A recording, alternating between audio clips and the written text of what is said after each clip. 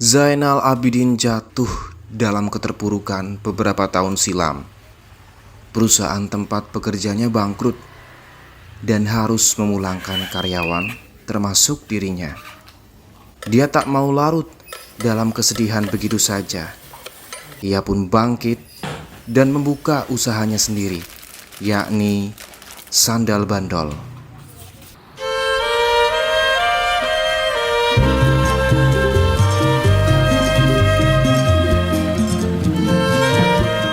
Sandal bandol atau ban bodol dalam dialek Banyumasan memiliki arti ban rusak.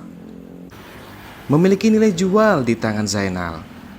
Kabupaten Banyumas merupakan salah satu sentra sandal bandol yang sudah ada sejak puluhan tahun. Pusat kerajinan sandal bandol Banyumas ini berada di Grumbul Banaran, Kelurahan Pasir Kidul, Kecamatan Purwokerto Barat, Kabupaten Banyumas. Tim Tribun Banyumas berkesempatan mampir dan melihat proses pembuatan sandal bandol. Oke teman-teman Tribuners, saat ini saya sudah sampai di lokasi pembuatan sandal bandol khas Purwokerto. Penasaran kan? Seperti apa sih pembuatannya? Ikutin saya ya.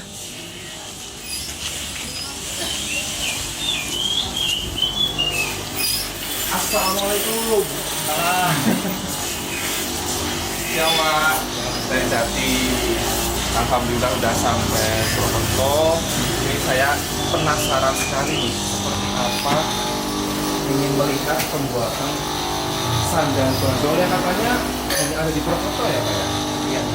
Seperti apa? Boleh ditunjukin ya Pak? Seperti apa? Ini pembuatannya seperti apa? Ini Pak Zainal Abidin. Dia akan menjelaskan proses pembuatannya. Di tangan 5 pekerja, ban rusak disulap menjadi berbagai macam alas kaki berupa sandal yang sudah dikirim ke berbagai kota di luar Pulau Jawa. Kamu penasaran proses pembuatannya? Simak terus Cindra Loka Tribun Banyumas. Ada 2 bagian pembuatan sandal bandol, yaitu bagian tali dan alas. Untuk bagian tali, tahapan pembuatannya adalah pembuatan desain dan pola, pemotongan bahan, sewing, dan pemasangan aksesoris. Sedangkan pembuatan alas kaki, yaitu cutting karet ban, pembentukan pola alas kaki, pencetakan brand di insole, pengeleman, pemasangan tali, menambahkan bantalan alas kaki, pembuatan pola outsole, assembling, hingga yang paling akhir adalah quality control.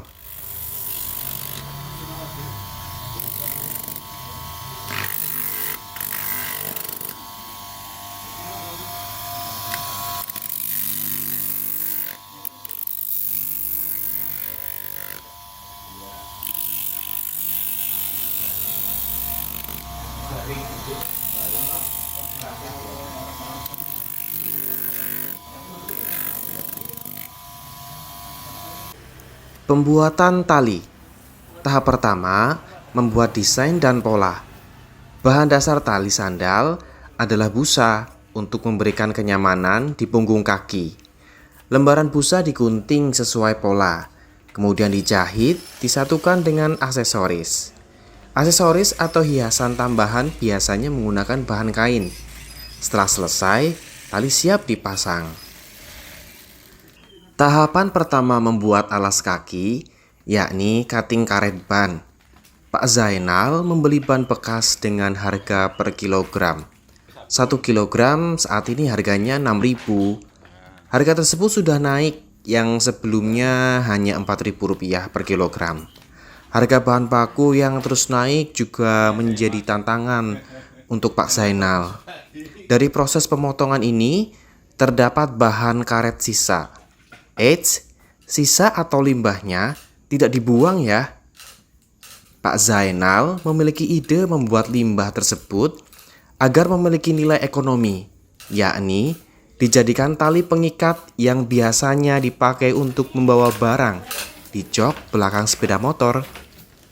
Ini sisa limbah dari karet bisa dimanfaatkan buat bikin tali atau ikat, buat ikat. Proses kedua adalah pembentukan pola alas kaki. Pak Zainal memotong ban sesuai pola yang sudah ada secara manual, yaitu menggunakan gunting. Nah, Pak, kalau ini proses yang pertama dilakuin apa Pak kalau di sini Pak? Proses pertama di oven Di oven, ya, terus nanti dimasukkan ke pres itu dicetak. Ini kenapa harus di oven dulu Pak? Kan dipanasin, kalau nggak dipanasin nggak ada gambarnya. Oh, Bisa. setelah ini di press ya, di press. Oh, jadi ada Ya, istilahnya main anak gambare ya Pak ya, apa cetakan ya Pak ya. Pak, ini dengar-dengar kalau proses menggunakan ini alatnya juga khusus ya Pak ya? Khusus. Kenapa Pak? Ini kan biasanya butuh alat-alat yang memang dibuat sendiri atau seperti apa Pak untuk alat-alatnya? jadi buat sendiri. Oh, alatnya buat sendiri ini. Oh, aduh, ya udah nggak apa-apa, nanti kasihnya lah dibalik. Oke. Ini panas di Buners. Satunya udah sini. Oh iya. Ya. Sini apa ya? Iya, iya. Nah. Masukkan pres. Oke. Langsung sini apa ya? Ya, ya. Nah. Sampai kencang. Ya, cukup. Tunggu 2 menit. Nah, ini dia teman-teman Tribuners hasilnya setelah dicetak. Tadi kita udah melakukan proses namanya di oven. Setelah di oven itu kurang lebih setengah menit. Kemudian kita lakukan proses cetak di sini atau di press itu kurang lebih 2 menit dan hasilnya adalah seperti ini. Nah, kebetulan nama yang dipakai sama brandnya Bapak ini adalah namanya Calvin, teman-teman. Keren kan? Tapi belum selesai nih prosesnya, pasti kan masih ada beberapa proses lainnya kan. Nanti kita akan lihat seperti apa proses setelah pencetakan ini.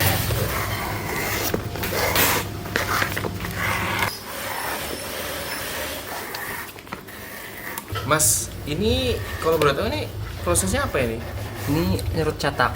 Nyerut cetak. Iya. Jadi setelah di press itu prosesnya sebenarnya adalah diserut gitu ya. Serut, ya. Harus hati-hati sekali ya Mas berarti ini kalau Iya, harus. pakai silet ya. Terus kesulitannya apa Mas? Nih kalau ini nyerutnya ini. Ya nggak ada sih santai. Paling kalau awal-awal tuh ya susah. Ini jangan sampai kelewatan dari batas Oh, ininya ya. iya, Batas yang kalau- udah dicetak ini ya. Kalian- Nah, ini dia teman-teman Tribuners. Tadi kita udah melakukan proses penyerutan dan saat ini kita juga selanjutnya akan melakukan proses penempelan. Seperti ini teman-teman Tribuners. Oke, kita juga harus hati-hati ya biar presisi dan juga pas. Oke, kayak gini ya.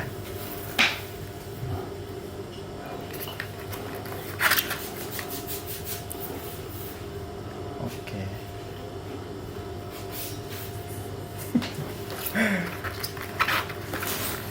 Nah, udah tertempel tadi alasnya. Nanti selanjutnya adalah kita lihat proses selanjutnya seperti apa. Tahapan selanjutnya adalah pengeleman. Sebelum dilem, insol yang sudah tercetak brand dipotong terlebih dahulu sesuai pola. Setelah itu, baru dilem dengan bahan tambahan, yakni busa. Tidak lupa setelah itu dipres agar lemnya kuat.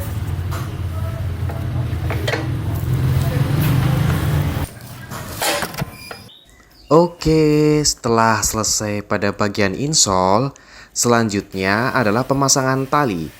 Insol dibuat lubang terlebih dahulu Kemudian tali dipasang ke sol flip-flop. Ini dapat dilakukan dengan merekatkan menggunakan lem agar lebih kencang dan awet saat dipakai. Kenyamanan penggunaan sandal juga ditentukan dalam tahapan ini. Pada proses ini juga dilakukan pengukuran sandal menggunakan manekin berbentuk kaki. Ada yang nomor 39, 40, 41. Untuk ukuran sandal wanita, ada juga yang terkecil loh, yakni nomor 36. Ini sedang proses apa, Mas? Ini pengukuran Mas, namanya list. Mas, kendalanya bikin sendal bandel itu apa, Mas? Kendalanya paling apa? Prosesnya juga ini kalau baru belajar pasti lama. Kalau udah ini sih biasa aja gitu, paling Prosesnya panjang ya? panjang iya. Ciri khas dari Bandaran Banyumas. Iya.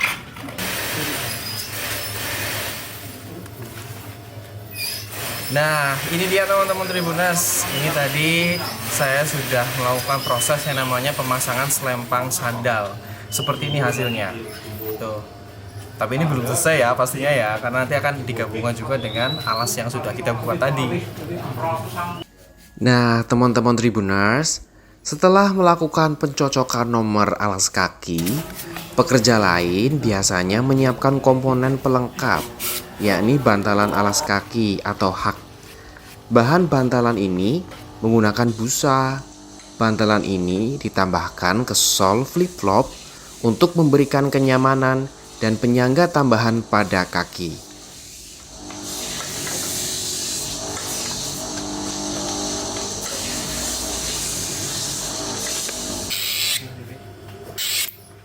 Teman-teman, saat ini kita sampai pada proses pembuatan pola outsole yang merupakan tahapan paling rumit nih dalam proses pembuatan sandal bandol. Ini dilakukan agar sandal tidak licin. Pembuatan pola menggunakan alat sederhana berupa silet yang dipasang di kayu kecil. Tanpa alat ukur, pekerja bisa membuat pola yang presisi loh.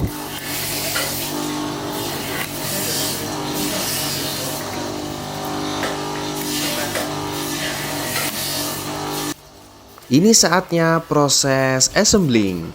Dalam proses ini dilakukan pengeleman untuk menyatukan outsole dan insole.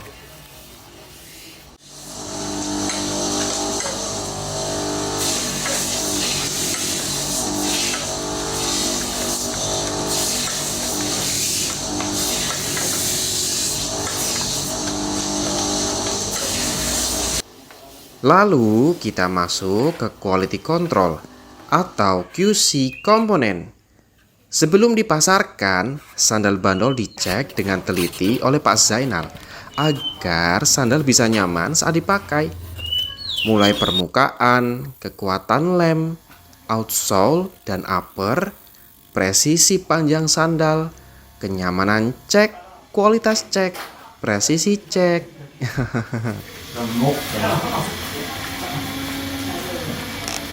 Pak sudah memulai usaha bisnis bandel sejak kapan, Pak? Sejak tahun 1997. Awal memulai usaha bisnis bandel inspirasinya dari mana, Pak? Itu pertama, ini kan saya kerja di pabrik sendal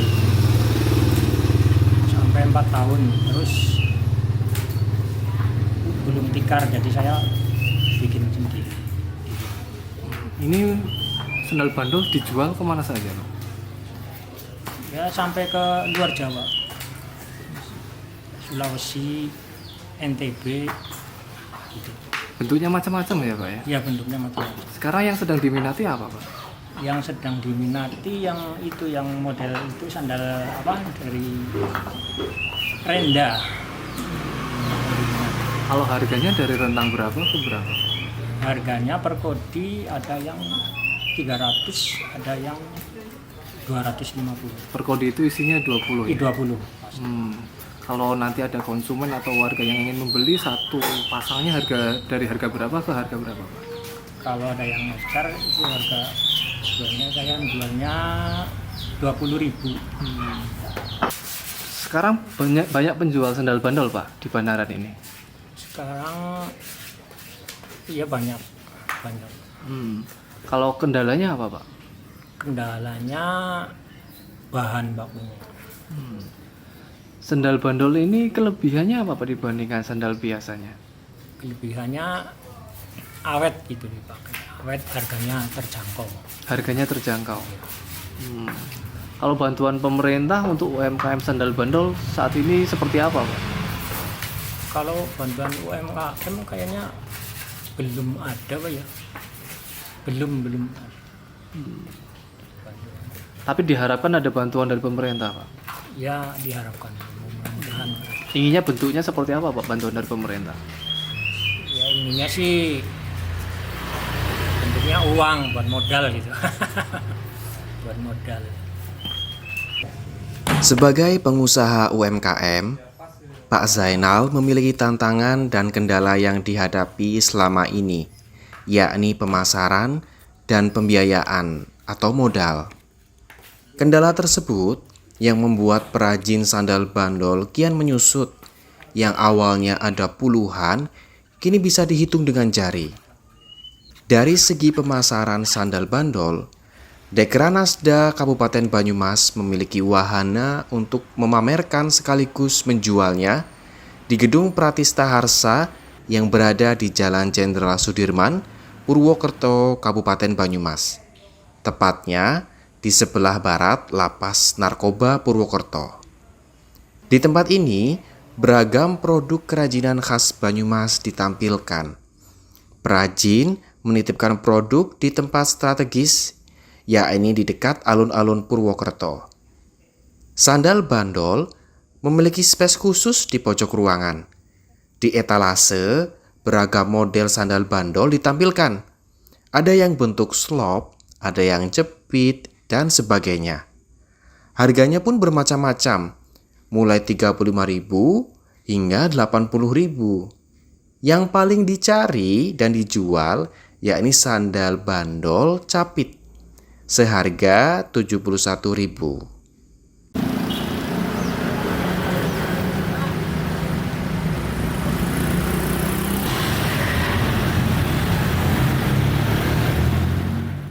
Pak Gatot, perkembangan sandal bandol di Banyumas saat ini seperti apa? Kalau dari segmentasi pasar ya Mas, Ya. kalau dari segmentasi pasarnya memang ya terbatas. Tapi pelaku usaha itu sebenarnya ya karena memang dia sudah lama usaha, dia kepengen eksis gitu kan. Kita sudah melakukan upaya untuk melatih ya Mas Amin. Salah satunya kita ke mana Mas Amin? Balai besar. Yang di Sidoarjo ya. Ya. Tapi kalau yang di sana sebenarnya kan yang kita harapkan mereka bisa berinovasi lebih kepada pemanfaatan materialnya. Nah, tapi ternyata memang karena keterbatasan modal atau apa sehingga mereka itu hanya punya yaitu tadi persediaan bahan dari karet ya. Sehingga desainnya ya sangat terbatas. Sehingga dampaknya ke ceruk pasarnya juga marketnya kecil. Kalau saat ini berarti kondisinya memang bisa dikatakan sedikit untuk pelaku UMKM sandal bandol itu. Ya, kalau kita lihat yang ada hari ini kan yang sentranya ya sentra lah ya, walaupun kita belum punya kawasan sentra, tapi yang mengelompok itu kan ada di Banaran. Ada beberapa di situ pelaku usaha yang sampai hari ini mencoba bertahan di tengah-tengah gempuran dari produk-produk yang begitu digandrungi anak-anak muda. Untuk mengatasi itu artinya ada upaya dari pemerintah Kabupaten Banyumas untuk mengalihkan agar mereka itu bisa membuat sesuatu yang lain yang digandrungi anak muda. Iya, tadi yang saya sampaikan ya Mas. Jadi memang ini kan proses ya. Awal kita sudah memfasilitasi, kan tidak sekali proses jadi gitu kan. Harus ada perubahan mindset dari pelaku usaha bahwa zaman sudah berubah, mungkin mereka tetap nanti bisa mempertahankan yang untuk segmentasi itu, tapi mereka juga harus punya produk yang lebih diminati oleh pasar. Kalau trademarknya bandol itu tetap dipertahankan, tetap mereka punya ceruk pasar tapi memang kecil. Kalau dia mau berusaha lebih lebih ke mengembangkan, itu kan juga nanti dari sisi model, material itu kan juga harus menyesuaikan dengan kebutuhan yang diperlukan oleh masyarakat hari ini, terutama untuk anak-anak muda. Apa yang sudah dilakukan Pemkab Banyumas terkait itu? Ya, tadi saya sampaikan kita sudah memfasilitasi untuk pelatihan ya Mas Amin. Berapa hari waktu pelatihan di sana ya? Kurang lebih 2 minggu. 2 minggu Mas. Jadi itu tadi memang ini proses ya. Tidak bisa kita melatih, merubah mindset itu dalam hitungan hari, bulan gitu kan. Ada kebutuhan waktu. Sama halnya kami juga pernah bekerja sama dengan Dinas Koperasi UMKM Provinsi kepada pelaku usaha batik yang diwadahi Banyumas Fashion Indonesia. Itu mereka sudah dapat 3 kali pelatihan, sudah magang di Solo 10 hari, tapi mereka masih butuh pendampingan. Jadi memang ini harus masih proses lah. Nanti kami upayakan tahun depan kami fasilitasi untuk diadakan pelatihan lagi. Pelatihan apa Pak? Ya pelatihan serupa yang nanti sebenarnya gini, harus kita juga sebenarnya pelaku usaha itu butuhnya apa? Kan yang tahu persis mereka ya. Kalau dari sisi permodalan nanti kita fasilitasi dengan kayak di Nakerkop itu ada stimulan dana bergulir, tapi memang kecil. Kalau kemudian dari sisi desain, kemudian model, dan nanti kita bantu pelatihan yang tadi saya sampaikan yang ada di Sidoarjo. Oke. Kalau dari sisi permodalan, artinya pemerintah Kabupaten Banyumas bisa memfasilitasi itu ya? Jadi memang ada 2 sebenarnya Mas, dari sisi permodalan sama akses pasar yang mereka kepengen kita membantu gitu kan. Kalau dari sisi permodalan, di Nakerkop itu ada dana bergulir, tapi memang saya tidak tahu nilainya berapa, tapi mereka tersedia untuk stimulan seperti itu. Itu gotong royong. Jadi nanti gantian, misalnya satu kelompok itu berapa orang gitu, dibantu berapa juta gitu. Nah nanti mereka mengembalikan dengan angsuran yang ringan. Tapi kalau misalnya dibutuhkan betul, dan kita lihat nanti Mas, maksud saya apakah potensi pasarnya bisa dikembangkan dan bankable itu ya, nanti kita bantu lewat perbankan yang lainnya. Coba kita kaji lagi, kita gali lagi apakah bisa nanti melalui perbankan. Kalau dari sisi kualitas, dari sisi desain, itu apa kira-kira yang bisa dibantu dari pemerintah Kabupaten Banyumas? Ya, kalau dari sisi kualitas, kalau sekarang kan bahannya masih material yang karet gitu ya. Mungkin untuk digunakan juga karena karet juga berat gitu ya, tidak fleksibel lah. Dari sisi desain juga kan karena juga bandol ya, terbatas desainnya. Lagi-lagi itu tadi yang akan kita bantu nanti, ini saya sampaikan nanti kami usahakan ya Mas, bahwa tahun depan itu ini juga menjadi kesempatan bagi kami untuk bisa mengusulkan, ini kan masa pembahasan 2025, kebetulan nanti kami fasilitasi kami ada pelatihan, nah nanti kami khususkan untuk yang itu, jadi segmentasi untuk bandol. Nah nanti dari sisi ya desain, kemudian bahan yang lebih menarik lah untuk menjadi daya jual yang baik dan memiliki segmen pasar yang lebih luas lagi, terutama itu sebenarnya. Kalau pameran-pameran gitu Pak? Ya, kalau pameran gini Mas. Jadi kita punya agenda. Kalau pameran nasional itu ada 2, di Inakraf dan di TI.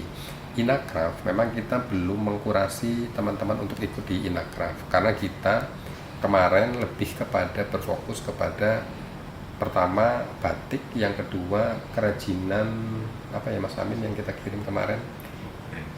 ekoprintnya, yaitu batik lah masih, sama tas, itu ke fashion, lebih ke fashion.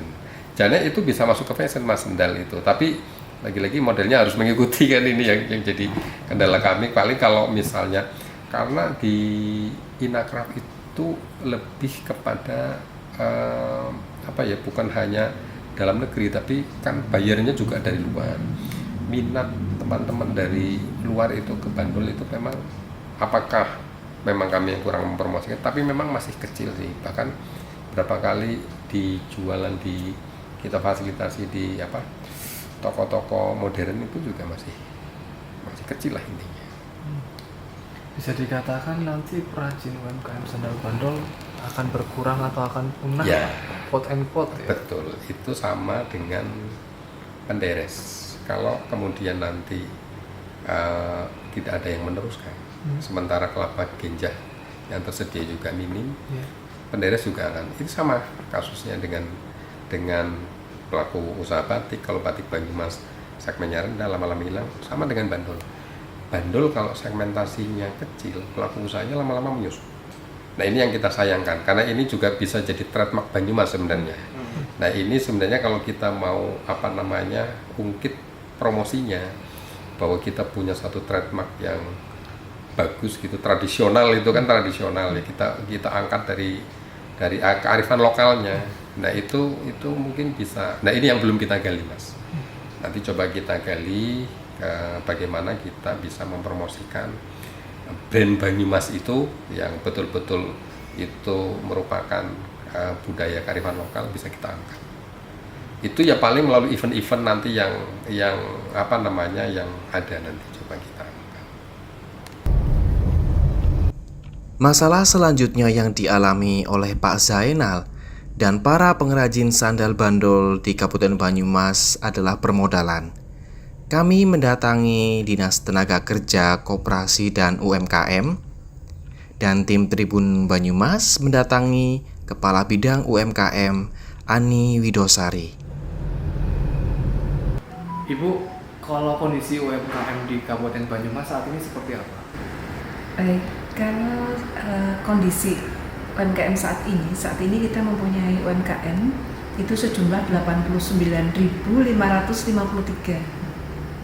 Dan mereka itu mulai berkembang dan tumbuh dengan berbagai macam karakter, berbagai macam produk yang dihasilkan, karena UMKM yang ada di Kabupaten Banyumas itu tidak hanya kuliner, tapi craft juga, punya semua kegiatan usaha yang asetnya maksimal 1 miliar itu lepas dari bangunan dan tanah, dan omsetnya maksimal 2 miliar 1 tahun, itu kita sebut dengan usaha mikro UMKM.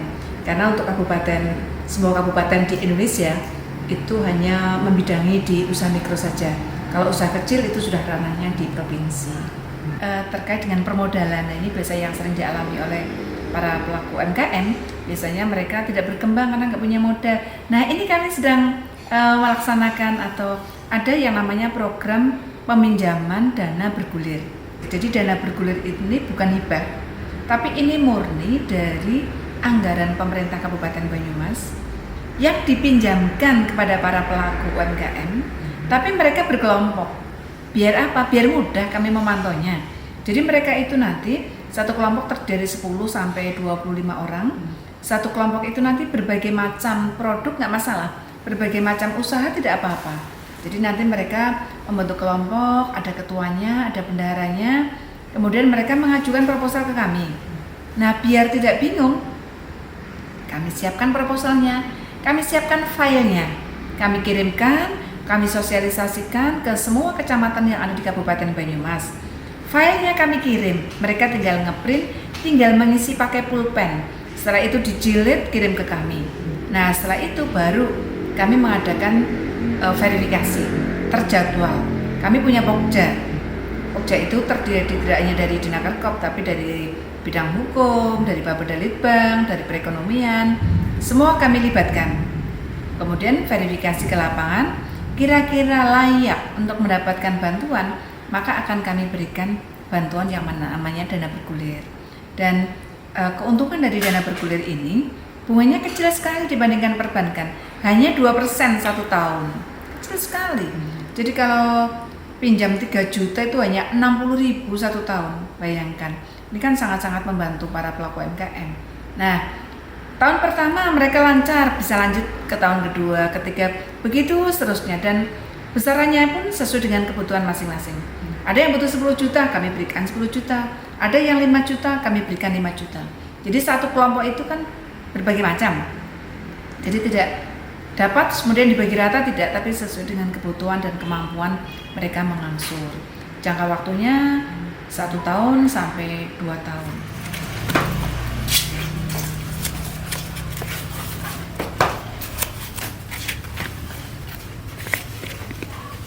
Nah, ini dia teman-teman Tribuners, sandal bandol khas Purwokerto. Sangat menarik bukan? Kita udah mengikuti proses pembuatannya.